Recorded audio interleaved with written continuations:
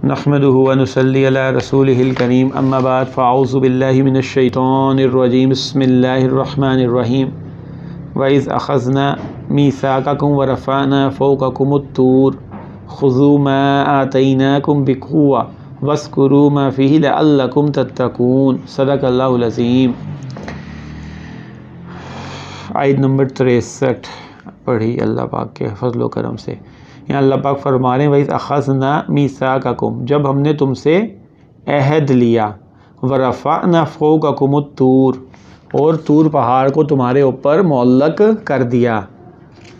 تو واقعہ اس طرح تھا کہ جب بنی اسرائیل پہ اللہ کے موسیٰ علیہ السلام تورات لے کے آئے تو اس کے احکامات کچھ سخت تھے، تو پہلے انہوں نے حیل و حجت کی کہ ہم اللہ کو اپنی آنکھوں سے دیکھیں گے پھر اس پہ ایمان لے کے آئیں گے۔ تو جب وہ بھی دیکھ لیا اور 70 آدمی گئے اور وہ اللہ کو وہاں انہوں نے گستاخی کی کہ ہم آنکھوں سے دیکھیں گے اللہ کو، اور پھر ان کو بجلی گری اور وہ مر گئے، اور پھر اللہ نے ان کو زندہ کیا اور دوبارہ واپس آئے، تو اب عمل کرنا ان کو ابھی بھی مشکل لگ رہا تھا۔ وہ کہتے ہیں نا عمل کرتے پھر بھی موت پڑتی تھی، جیسے ہمیں بھی ابھی عمل کرتے بڑا مشکل لگتا ہے، نمازیں اللہ سے اللہ کے احکامات شریعت پہ عمل کرنا مشکل لگتا ہے۔ تو یہ بھی بڑی بدمعاش قوم تھی، ان کو بھی عمل کرنا بڑا مشکل لگ رہا تھا کہ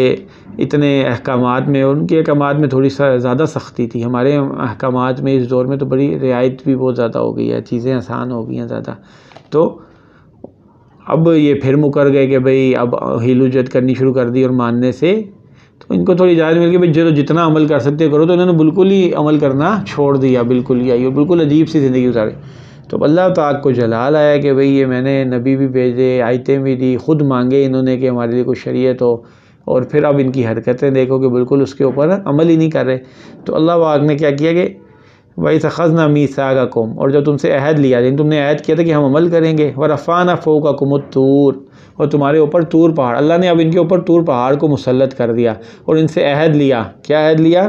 خُذُوا مَا آتَيْنَاكُمْ بِقُوَّةٍ، کہ اس چیز کو مضبوطی سے پکڑو جو تمہیں دی گئی ہے، یعنی جو تورات کے احکام، جو شریعت دی گئی ہے، جو اللہ کے احکامات تمہیں دیے گئے ہیں، اس کو مضبوطی سے پکڑ لو، اس پہ عمل کرو۔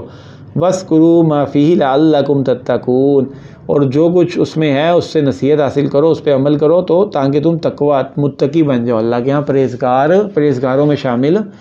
ہو جاؤ۔ تو اب اس پہ ایک اشکال ہوتا ہے کہ اس دین میں تو جبر نہیں ہوتا، تو یہ تو ان سے پہاڑ اللہ پاک نے مسلط کر دیا، تو بھی اللہ سے کون پوچھ سکتا ہے کہ کیوں کیا، پہلی بات تو۔ اور دوسری بات یہ کہ لا اکراہ فی الدین، یہ جو ہماری اس میں بھی آیت ہے اس کو بھی لوگ غلط انٹرپریٹ کرتے ہیں۔ کیا کرتے ہیں کہ وہ کہتے ہیں کہ جی غلط اس کی وہ تشریح کرتے ہیں، وہ یہ لا اکراہ فی الدین کے دین میں جبر نہیں ہے، وہ یہ آیت تب تک ضرور ہے کہ جب تک انسان ایمان نہ لے کے آئے۔ جو کافر ہے اس کے اوپر کوئی جبر نہیں ہے کہ وہ اسلام قبول کر لے یا اللہ کے حکم کو مان لے، اس کے اوپر کوئی کسی قسم کا جبر نہیں ہے، اس کو دین کی دعوت دی جائے گی اور اسے کہا جائے گا بھئی اسلام قبول کر لو، اور اگر وہ مان لے گا تو بسم اللہ ہمارا بھائی، اور نہیں مانے گا تو اس کو اجازت ہے اپنی کافرانہ زندگی گزارتا رہے۔ لیکن جب ایک دفعہ وہ ایمان لے آیا، اس ایمان کا اس نے توق پہن لیا، ایمان لا الہ الا اللہ محمد رسول اللہ کی گواہی دے دی، تو اب اس کو اجازت نہیں ہے کہ وہ اپنی مرضی سے زندگی گزارے۔ اب اس کو نمازیں بھی پڑھنی ہیں، اب اس کو دین کے باقی احکامات پہ بھی عمل کرنا ہے، حتیٰ کہ نمازی کے بارے میں بھی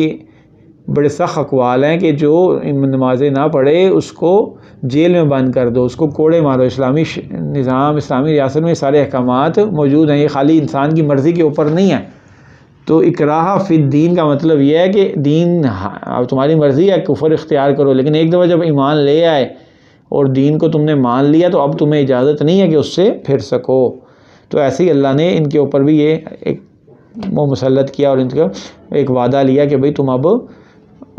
تورات پہ عمل کرو گے، شریعت کرنا۔ ثم تولیتم من بعد ذلک، پھر تم اس کے بعد پھر گئے تو یہ لوگ اس کے بعد وہ عہد کر کے بھی پھر گئے، تو فطرت میں ہی بدمعاشی تھی۔